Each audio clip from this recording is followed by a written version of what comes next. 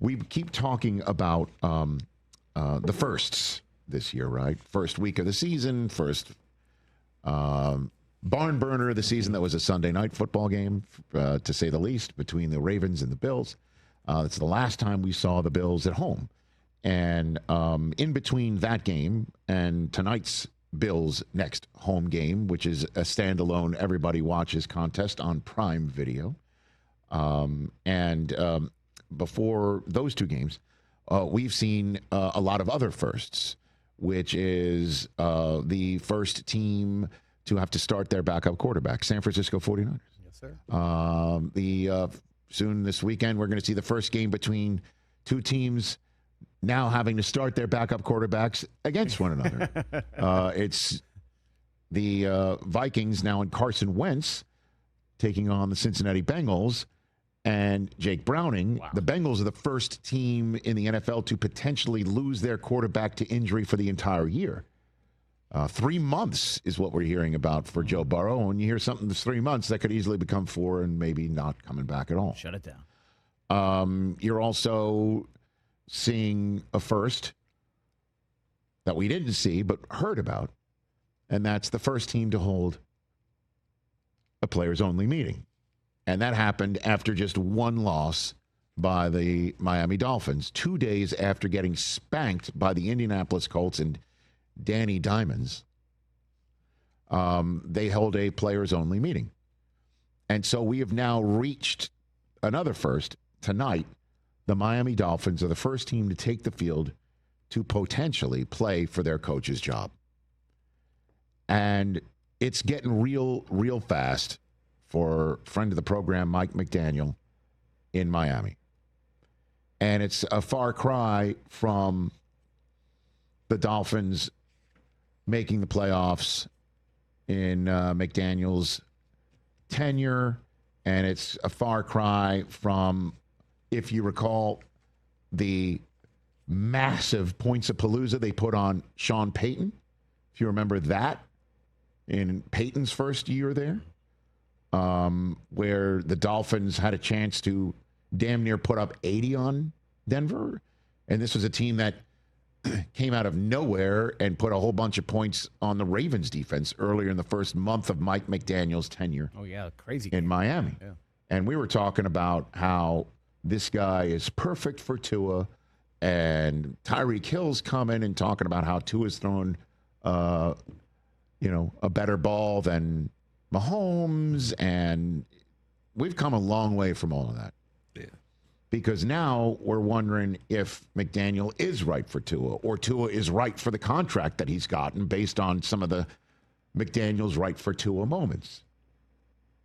And this team is not only 0-2, they are a hard 0-2, a blowout loss on the road, uncompetitive performance in week 1, players-only meeting 2 days after, 5 days after the players-only meeting, a home date with the New England Patriots in front of a lot of empty seats in Hard Rock, but that, might be because it's a billion degrees out in Miami and everybody's out doing other things, but not a packed house in Hard Rock.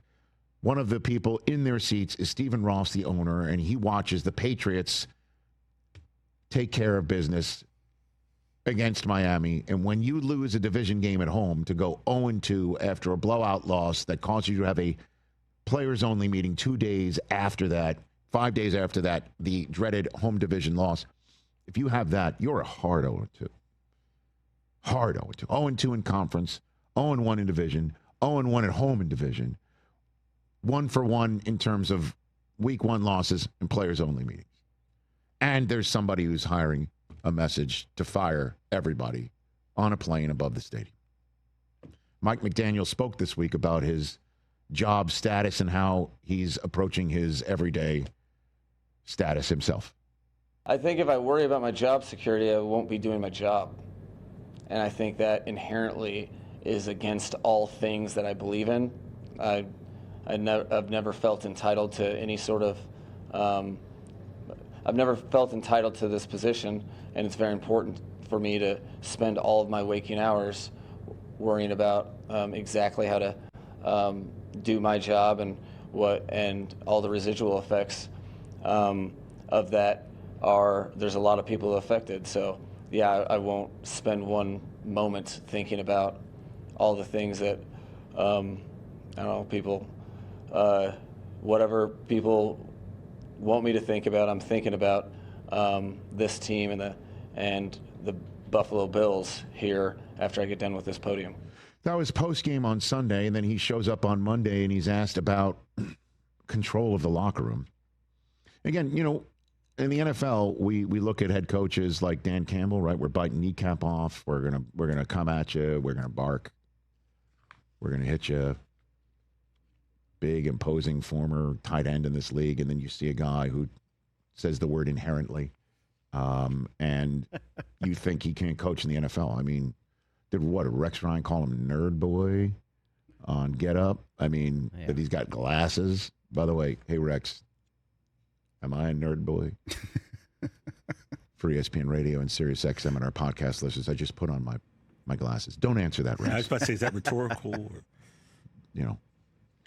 But that's it's always the case, right? In how visuals do matter, right? Joe Torre, perfect example. When he doesn't show any emotion. He never did, right? He used to sit there and He never looked like he was half asleep. right? And half the time, he and Don Zimmer were probably talking about the ponies that they had just bet on earlier in the day. I don't know where they're eating but later. you know. If you're losing, it's just like, can you show pulse? Do you remember Kevin McReynolds of the Mets? Oh, yeah. Right?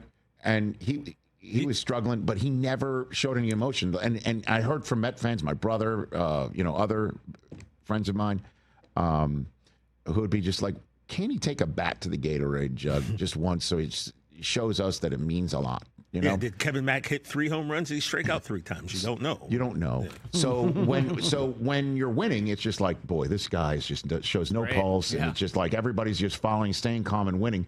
But when you're losing, it's just like, can you show some emotion, please?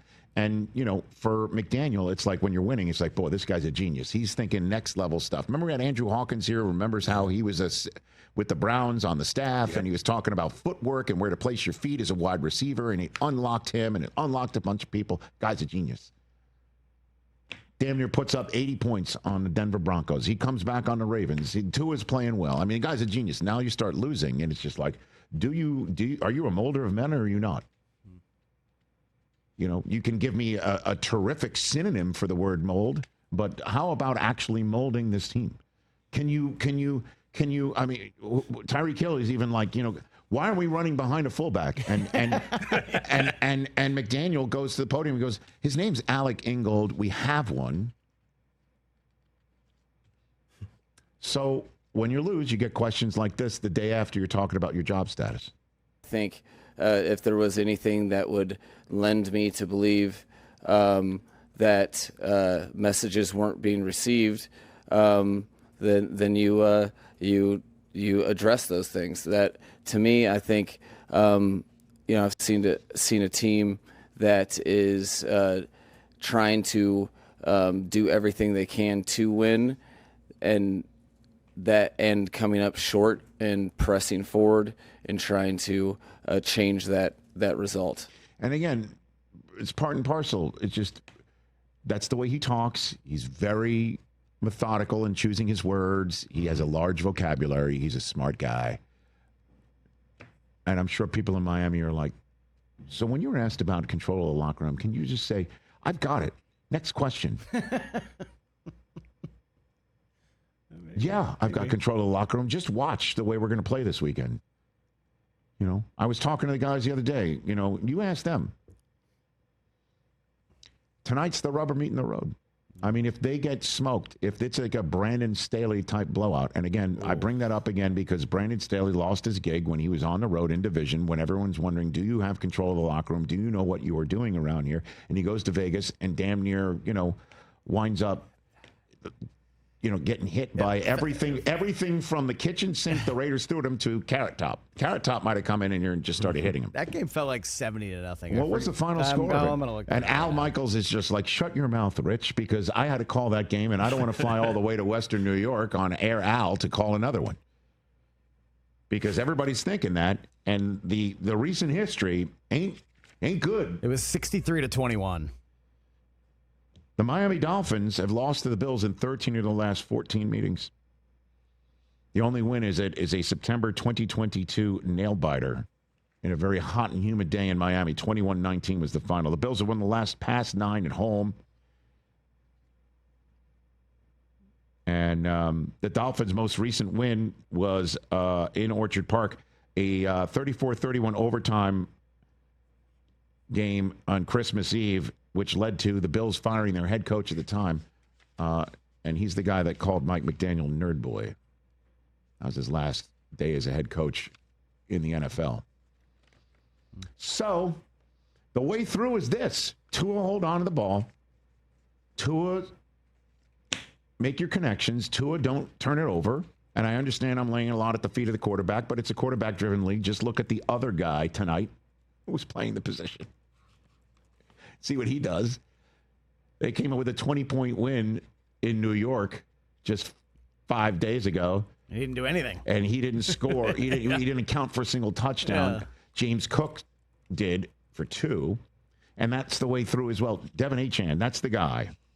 Achane scored the only touchdown for the Dolphins in week 1. Yeah, he's looked good. He scored again in week 2 on a 29-yard pass from Tua. He almost scored a second time. If he didn't step out of bounds, then everything else that happened after that, where the Patriots put a sack-a-palooza on Tua to end the game, it would have been Drake May trying to win it. Yep.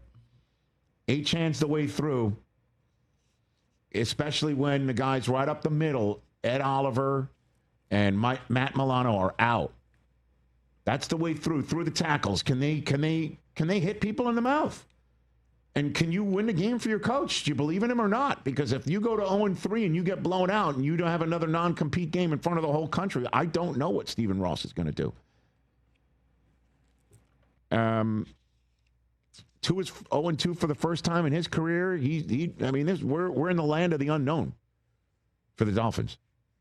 Because they'd be 0-3 and a hard 0-3, because now you're 0-2 in division, and the team that's roosted atop your division has just beaten you. I know it's kind of unfair to lay all the eggs in this basket when it's a short week game in division in a very tough place to play, as we saw for the Ravens in week 1, and we'll see for every other team that walks into this building in the last year of this building. People are looking at every single game as a last here and a first there. It's a big one tonight on Thursday Night Football. I think I've set the stage for the stakes. Hey, you made it all the way to the end. Thanks for that. Check us out every single day streaming live on Disney Plus and the ESPN app 12 to 3 Eastern.